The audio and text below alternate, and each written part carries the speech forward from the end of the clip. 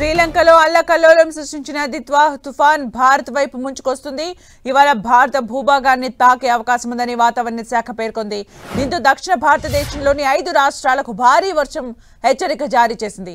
తమిళనాడు, ఆంధ్రప్రదేశ్, కేరళ, కర్ణాటక, పుదుచ్చేరి, తెలంగాణలో భారీ వర్షాలు కురుస్తాయని భావిస్తున్నారు. భారీ వర్షపాతం అంచనా వేస్తూ వాతావరణ శాఖ రెడ్, ఆరెంజ్ హెచ్చరికలు జారీ చేసింది.